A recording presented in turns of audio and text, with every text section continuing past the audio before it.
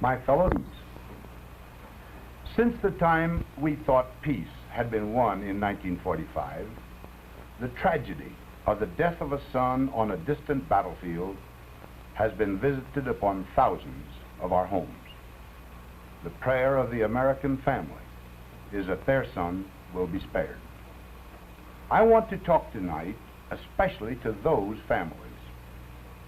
I want to talk to the young man facing his turn to serve in the armed forces, to the student whose studies may be interrupted, to the young husband separated from his family, and to his wife who is left alone. Certainly, these people should know something of the aims and aspirations and programs that can justify their heavy sacrifices. May I make this one personal observation? I have entered upon a serious political undertaking. Among the reasons which led me to take that step, one consideration that weighed heavily upon me was the argument of my friends that the responsibilities entrusted to me through the last 10 critical years and the knowledge derived from that experience would enable me to serve our country effectively in the cause of peace. No other cause could so completely enlist my energies. In brief, I occupy my present position in this political race primarily because I believe that peace may well be at stake. Let me first affirm for you my deep faith. I believe we can have peace. I believe we can diminish the likelihood of global war, that we can dispel the clouds over the future and lift many of the heavy burdens now laid upon us. But I would not be honest if I led you to believe that there is any easy way to peace. There is none. There is no painless political shortcut, no glib solution.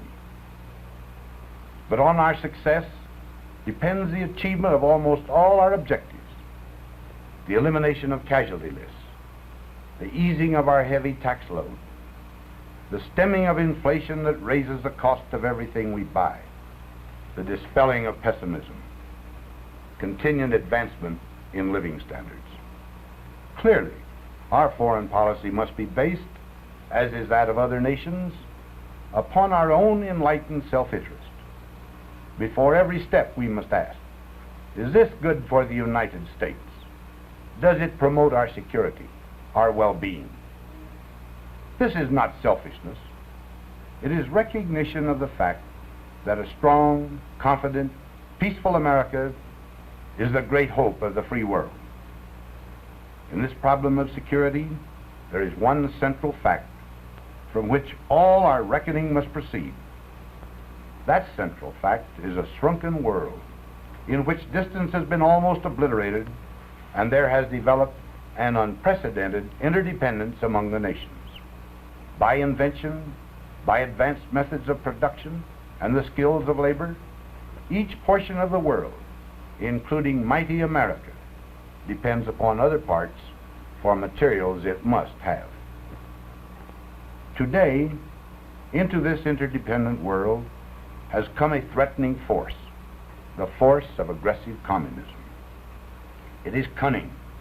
It is godless. It aims to destroy all freedom, and most of all, yours and mine, because America is its final and chief targets. The men who direct that force have a vast power. Already, without a scratch on a single Russian soldier, they have swept nation after nation into slavery. They have moved closer to sources of supply on which our existence depends. Their strategy is to continue to close in until, finally, they can destroy our economy and our freedom. The communist threat against the free world creates a need for political and military arrangements that will preserve the safety of all and assure the continuance of vital commerce. Because of the facts of the world situation, I should like to say something to you with all the earnestness I can summon. I can give you this evening only the briefest outline of the practical program which I believe fits the situation. We reject all talk of preventive war. There is no such thing. Live men and happy families, not synthetic doves, are the symbols of our purpose. Some regard the United Nations in terms of its shortcomings and would reduce our support for it to a reluctant minimum. True, the United Nations in 7 years of life has fallen short of its peace objectives. But the whole world has fallen short, and for reasons which are plain. Should we then surrender our objective? Of course not. For our objective is peace. The United Nations is an instrument of peace. Our aim must be to make it more vital and effective. Even those who blindly opposed its launching admit that it has stopped the spread of communism in Europe and the Mediterranean. Our security agreements with other American countries and the peoples of Asia and the Pacific must be similarly supported. Only through positive pronouncement of our long-term intentions in the international field can we ourselves be sure of our nation's aims. We should boldly announce that we will never lose interest in a people who want to be free, who live unwillingly behind the Iron Curtain. This means the launching of a concerted political program that will establish our peaceful intent, encourage our allies, and assure all the world that as long as any nation is enslaved, we shall never be indifferent to its people's lot. If we are that strong, they will probably see in such a proposal their own self-interest and will feel obliged to accept, even if grudgingly and slowly. This would be a true plan for peace and disarmament. To be strong, we must have an unshakable spiritual depth. Let us constantly proclaim to all peoples our belief in God and our devotion to the ideals and causes that spring from such belief. For you and for me and for our children, the cause we support is that of freedom, the right of each of us to live and work and speak and worship according to the dictates of his conscience. That community of belief, of aspiration, and of striving is, I deeply believe, our strongest bulwark and our best defense. Along with spiritual strength, we must at all costs increase our power to produce what we need for ourselves, and an additional margin for the support of our armed forces and for necessary military assistance to our allies. To retain our economic soundness, we must be watchful that we get the maximum return on every dollar spent for defense. A bankrupt America is a defenseless America. Another necessary element is military power. Manifestly, the United States cannot station its troops all over the world to protect every area in which we have a vital interest. The essence of collective security is, as rapidly as possible, to lodge the responsibility for the defense of those areas upon their own population.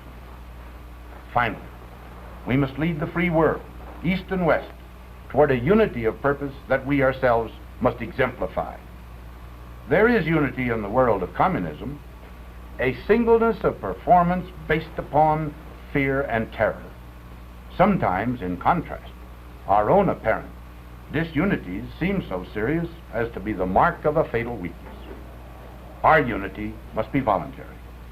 We need a broadly based, inspired leadership that will promote understanding of all these issues. It must preach faith instead of cynicism, courage and confidence instead of defeatism, hope instead of despair.